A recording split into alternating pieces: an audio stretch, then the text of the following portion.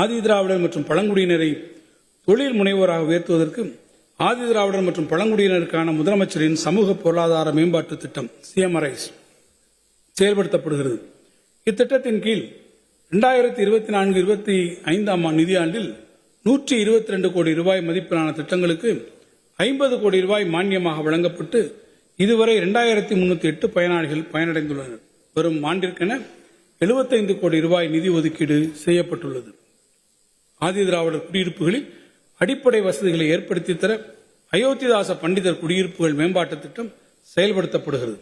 இத்திட்டத்தின் மூலம் சாலைகள், தெருவிளக்குகள் மற்றும் குடிநீர் வசதிகள் உள்ளிட்ட அடிப்படை உட்கட்டமைப்பு வசதிகள் மட்டுமல்லாமல் 120 கிராம அறிவுசார் மையங்கள் 117 கோடி ரூபாய் மதிப்பீட்டில் கட்டப்பட்டு வருகின்றன.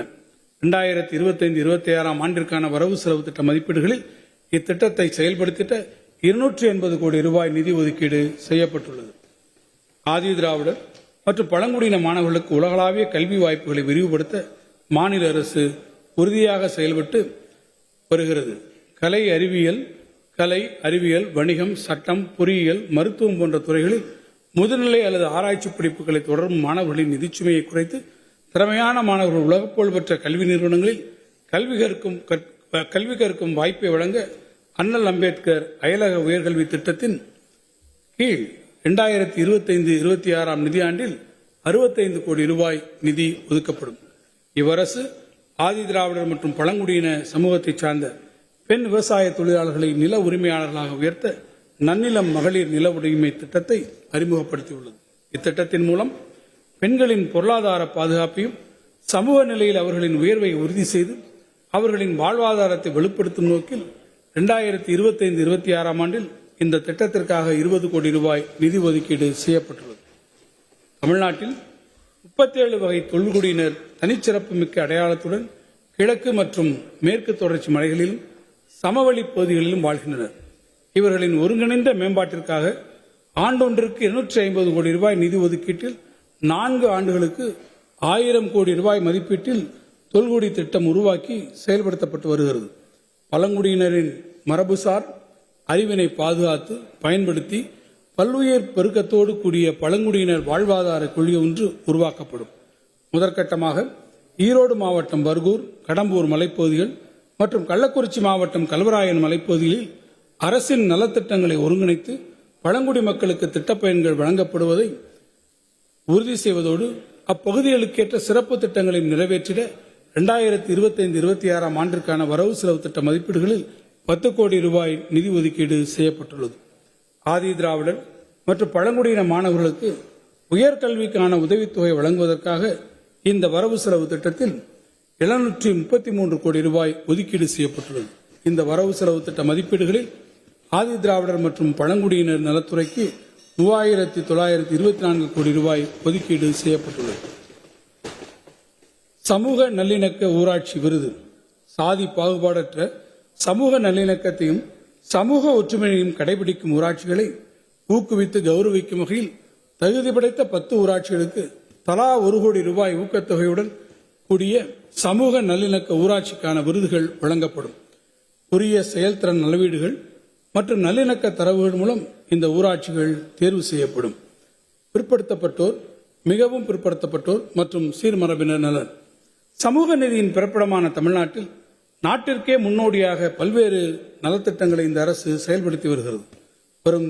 வரும் தேசிய மக்கள் தொகை கணக்கெடுப்புடன் சாதி வாரியான கணக்கெடுப்பினையும் இணைத்து ஒன்றிய அரசு நடத்திட வேண்டும் என்று இவ்வரசு தொடர்ந்து வலியுறுத்தி வருகிறது. அதிகமான மாணவர் சேர்க்கை உள்ள 27 கல்லூரி மாணவர் விடுதிகள் மற்றும் கடந்த 4 ஆண்டுகளில் கல்லூரி விடுதிகளை தரம் உயர்த்தப்பட்ட 36 பிற்படுத்தப்பட்டோர், மிகவும் பிற்படுத்தப்பட்டோர், சீர்மரபினர் மற்றும் சிறுபான்மையினர் கல்லூரி மாணவர்கள் விடுதிகள் அடுத்த 2 ஆண்டுகளில் கட்டமைப்பு வசதி மேம்பாடு, சிறப்பு பழுது நீக்கம், புதுப்பித்தல் பணிகள் மேற்கொள்ளப்பட்டு தரம் உயர்த்தி புதுப்பொலிவுடன் திகழ புதிய திட்டம் வகுக்கப்படும். 9 மற்றும் 10ஆம் வகுப்பு பயிலும் 2,92,271 பிற்படுத்தப்பட்டோர் மற்றும் மிகவும் பிற்படுத்தப்பட்டோர் மாணவர்களுக்கு கல்வி உதவித்தொகை வழங்க தேவைப்படும் தொகை 117 கோடி ரூபாய். எனினும் ஒன்றிய அரசு இந்த நிதியாண்டில் வழங்கிய 19 கோடி ரூபாய் தொகை மூலம் மிகவும் குறைவான மாணவர்களுக்கு மட்டுமே கல்வி உதவித்தொகை வழங்க இயலும் என்பதால் மீதமுள்ள மாணவர்களுக்கு மாநில அரசு நிதியிலிருந்து கூடுதலாக 98 கோடி ரூபாய் ஒதுக்கீடு செய்யப்பட்டு 2 லட்சத்திற்கு மேற்பட்ட பிற்படுத்தப்பட்டோர் மற்றும் மிகவும் பிற்படுத்தப்பட்ட மாணவர்கள் மகிழ்ச்சியுடன் கல்வி பயில்வது உறுதி செய்யப்பட்டுள்ளது. இந்த வரவு செலவு திட்ட மதிப்பீடுகளில் பள்ளி படிப்பு உதவித்தொகை வழங்குவதற்காக 146 கோடி ரூபாயும், பள்ளி மேற்படிப்பு உதவித்தொகை வழங்குவதற்காக 335 கோடி ரூபாயும் ஒதுக்கீடு செய்யப்பட்டுள்ளன. சிறுபான்மையினர் நலன். சிறுபான்மையினரின் சமூக பொருளாதார மற்றும் கல்வி மேம்பாட்டிற்கென தமிழ்நாடு அரசு பல்வேறு திட்டங்களை செயல்படுத்தி வருகிறது. இதுவரை 159 கல்வி நிறுவனங்களுக்கு சிறுபான்மை நிலை சான்றிதழ் வழங்கப்பட்டது மட்டுமின்றி இவற்றில் 103 கல்வி நிறுவனங்கள் நிரந்தர சான்றிதழும் பெற்றுள்ளன.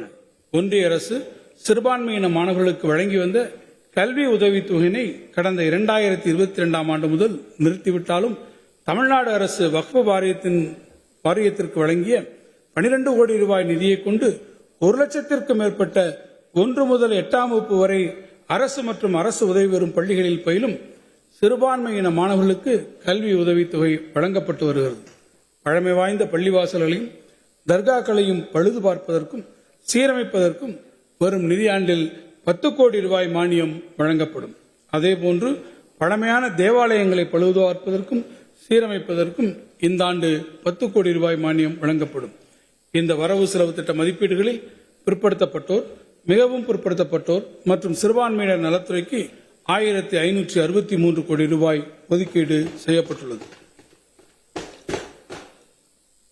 மாற்றுத்திறனாளிகள் நலன்.